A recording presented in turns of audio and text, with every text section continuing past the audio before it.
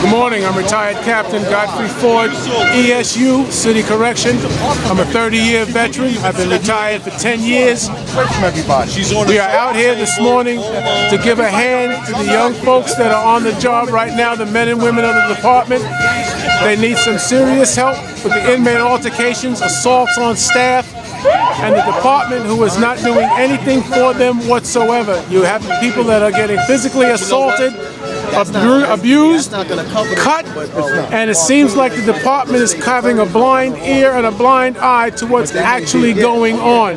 This is something that has totally been unheard of in the years in the past, and what we need is for someone to please listen to what a lot of the retirees have to say about what's going on. The young folks are relatively scared as far as coming to you and speaking to you on the seriousness of the situation, but somebody must listen to them because this is real.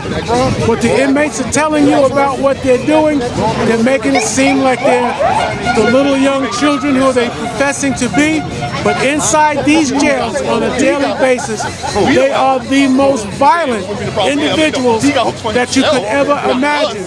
And the one way to compel and to push back violence is to be with violence, because you can only use that amount of force necessary to quell a violent unrest within our penitentiaries. Good luck, God bless you, and thank you for listening to what I had to say. Let me just ask you a question now.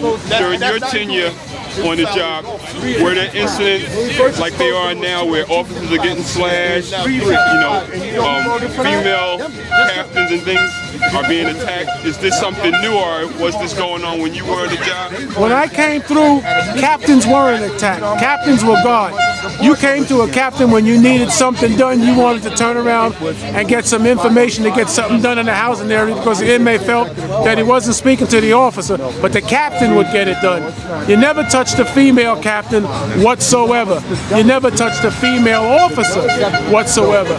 You never touched an officer, period, although it did happen on numerous occasions. But when we came into the housing area, if you weren't where you were supposed to be with your hands behind your head, you were resisting. We tell you what to do when we came in. Put your hands behind your head, face the wall.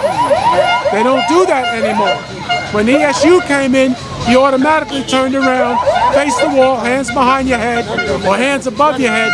No talking. It's not done anymore. Inmates don't respect anybody inside anymore. So how do you feel about the fact that just last week or earlier this week we had a situation where a chief had to leave a housing area because the inmates were threatening her? The inmates have got no fear anymore whatsoever. Our job is care, custody, and control. There is no control. They are out of control, and they are basically running the jail because the keys have been given to them. They don't care who they attack. They are, using the old school expression, going wilding, and they're out of control. But as soon as somebody with a microphone and a camera, they're all little choir boys giving you and selling you a story, and you're believing the story where the commissioner, whoever he's being told about what's going on, he doesn't know. So what he's implementing is not working. You can see it's not working. So are you tap dancing, or is the person who's giving you the information tap dancing because the information that they're giving you is not true?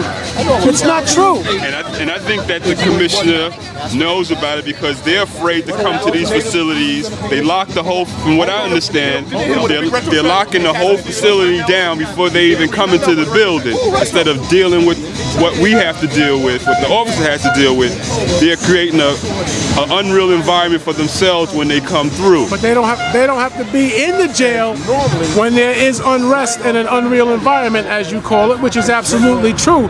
So when you're sitting in the office with the air conditioner and the heater on, you got a cup of coffee and a buttered roll, and you're watching the incident on the big screen TV in your office. The only thing that you don't have is a commercial about chocolate-covered donuts or whatever type of orange juice they're trying to sell.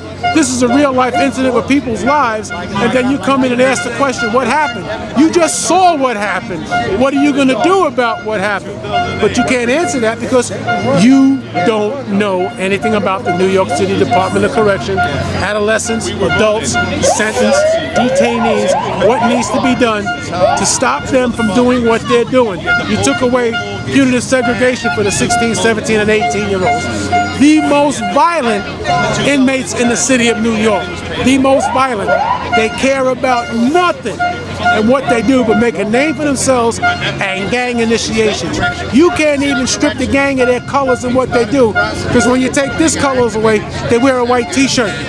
When you take the white t-shirt away, they wear tank tops. You can't keep up with that. So gang intel has got to jump in and got to work. You got an emergency service unit that trains people on what to do. But when you curtail and tie their hands behind their back, what are they supposed to do? You should have two teams going in with ESU. The first team, which is going to be the breach team, and the team that might have to get the breach team out in case the breach team gets surrounded.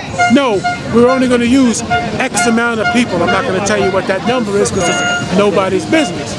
But when you don't know what you're doing and you don't ask your emergency service unit what you need to do, and these are the people that you call to save your behind, when you get in the mix, you don't have a clue to how this game is played. And it's a shame that they're arresting the emergency service unit officers and the chiefs and things like that are there to put the jail back in order. You left your people out there to dry. You hung them. And all of the things that you said with the big time lawyers about this, that, and the other, totally untrue, totally prefabricated. If you're in a fight with a gentleman and he's bobbing and weaving and you can't get to the body because the inmate does 1,000 push-ups a day, 7 days a week, his stomach and his abs are rock hard like concrete. So you might have to tap him in the jaw or tap him in the face. But behind doing something like that, and you put out a directive or a memo where you can't hit an inmate in the face, don't tell me about bobbing and weaving and we don't carry batons. How am I going to take his legs out? I'm not a martial artist. I have to hit him. All right? It has to be done. But you don't want us to use uses of force on an inmate who's trying to turn around and take over an area or hurt an individual. What am I supposed to do? So you send me to jail for doing my job. Now, once you do that, what are the rest of the people going to do? Because it's like, well, if you did that to so many people, what are you going to do to me? Right, it has a chilling effect. It has a hell of an effect. A hell of an effect. But you did that yourself. You got people going to jail right now that shouldn't even be there. Shouldn't even be there. You're talking about a gang assault. No, it's a 3 or 5 man takedown, which you're trained to do. That's not a gang. That's not a gang. I agree 100%. It's not a gang. It's a 3 or 5 man takedown to take down a person that has a weapon or is resisting. And you can use force when a person is resisting. It's written in the book. It's your book. You wrote it.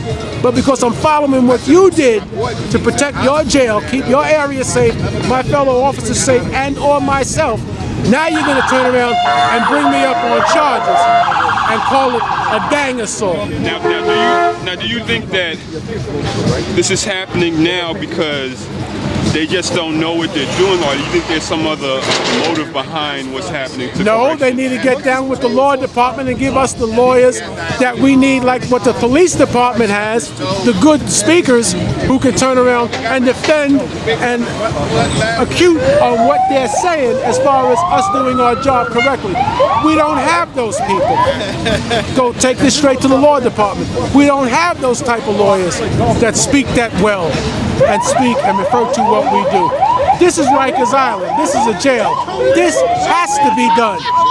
This is the most violent area in the city of New York, almost in the country, when you're dealing with these folks. They know what they're doing. And if you think the adults are bad, when they get started, the adolescents are 10 times worse, because the first thing that the adults are going to do, they're going to send the adolescents in on you. You're going to lose your mind, and then when you're dealing with the adolescents, now the adults are going to come in and they're going to take you out the picture. Thank you, brother. Their game plan is tight. Trust me. And I'm a 30-year veteran.